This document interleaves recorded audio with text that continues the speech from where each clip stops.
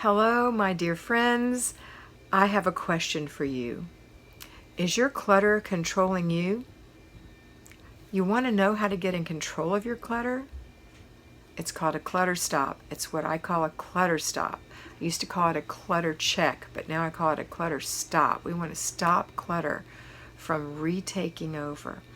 So what you're going to do in order to do a clutter stop is you look around in every room for things that are out of place. They're not in their home. Now, this cup I'm drinking out of right now. I'm drinking out of my cup.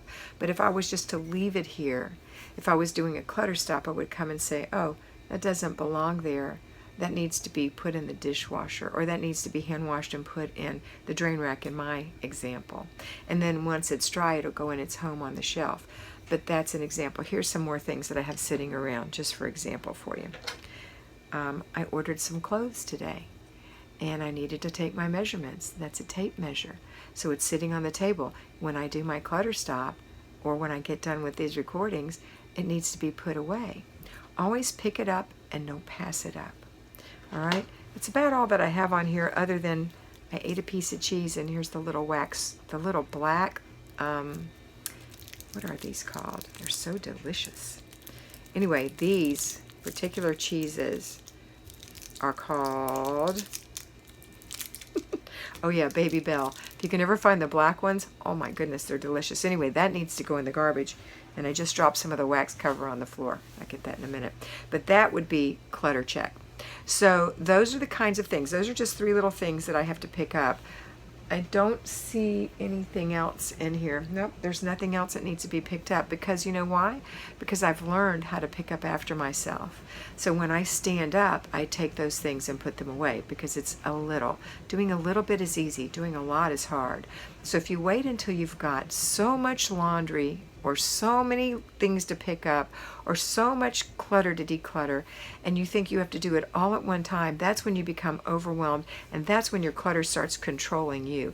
It gives you the weight on your shoulders. It makes you feel anxious. It gives you the tightness in your chest. And that's not a good way to be. You're not sleeping well because your house is a mess. How many of you, raise your hand, sleep better with a clean house? I know I do. So I think a lot of people do, and that's because it's peaceful, and that's what we really want. Remember, I want to give you peace in your life, control in your home, and to help you learn how to finally love yourself. That's what this is about. So this particular thing today is your clutter controlling you. Take command of your clutter. Isn't like take it and shake it and do all these hard things to command it. No, it's just that little nudge, that little pick it up, don't pass it up. Go put this in the garbage. Pick it up, don't pass it up. Go put this in the drawer in the corner, right where you know it goes. Pick it up, don't pass it up. Go wash this cup and put it in the dish drain, or go rinse it and put it in the dishwasher. These little things make a huge difference in your life, and that way clutter won't be controlling you. Who would know that a cup, along with a million other things, could give you so much pressure? It's just an inanimate object, but it does. It gives you a lot of pressure. So, or a tape measure, or a piece of wax wrapping from a cheese thing. These things can give you so much pressure, and that's pressure that controls you, and it makes you feel inadequate, and it makes you feel like a martyr sometimes, and it makes you feel less than sometimes. And that's not what I want for you. I want you to feel in control. I want you to feel not just in control, but it's a feeling of satisfaction. It's a feeling of steadiness. You're on point. You know the feeling that you have when you finally learn how to drive a car, and nobody has to sit in there with you, and you know exactly how to get where you're going, and you know the rules of the road. Or the feeling when you've studied for a test, and you've studied ongoing for that test, little bit, and it's time for the big test, and you know you're going to ace the test.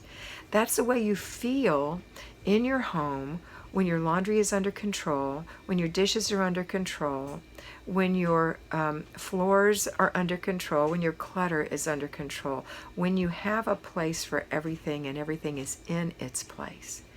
So no, we don't have to Marie Kondo this. I love her. She's absolutely precious, but she is a born organized person, Marie is. And most of you who follow me are not born organized, so it becomes very difficult to follow some of those plans. My plans are much softer for you, much softer. And I know you think, oh, well, no, I need to get this done now. I just have the weekend. And you don't just have the weekend. It's a lie.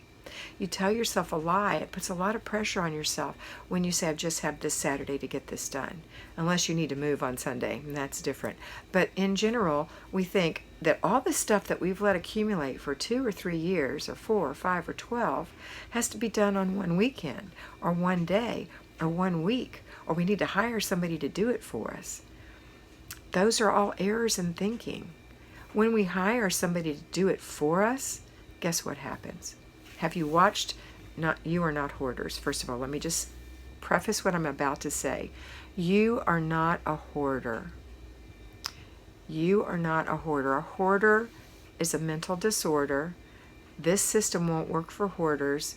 Hoarders need medical care. They need somebody who has a degree that can help them with their medical disorder. It's not anything.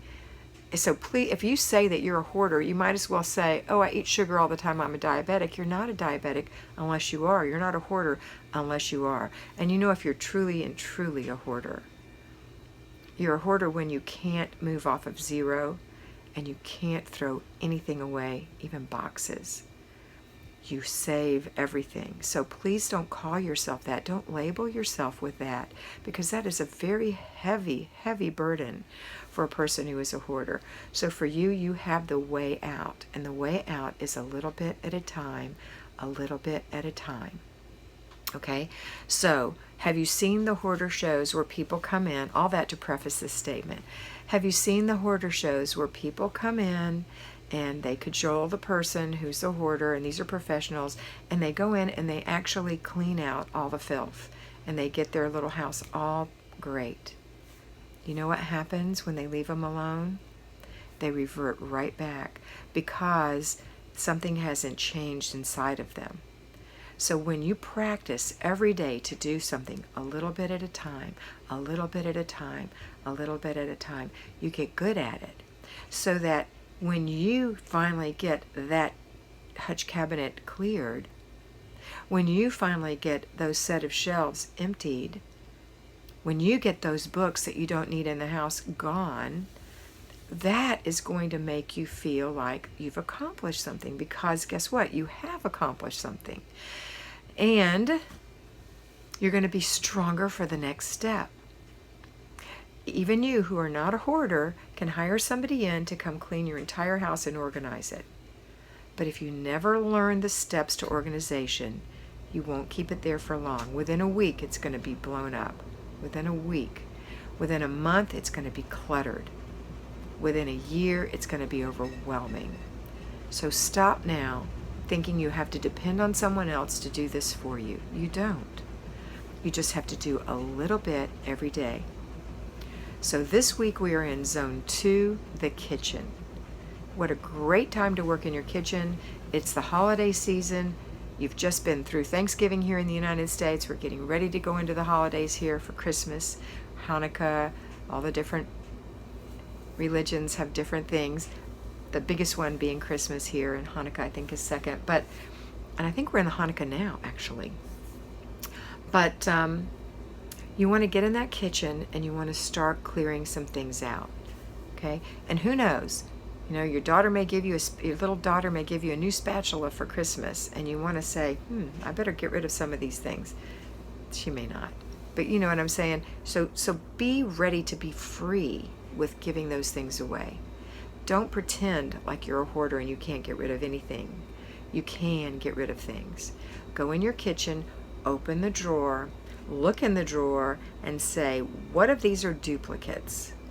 What of these things do I not use and didn't even realize they were in the drawer? What of these things do I use occasionally and I need to keep? Okay, that's what you're going to do. You're going to go through there and you're going to be smart and keep what you really want to keep. If you bake biscuits once a year, then you need your biscuit cutter once a year.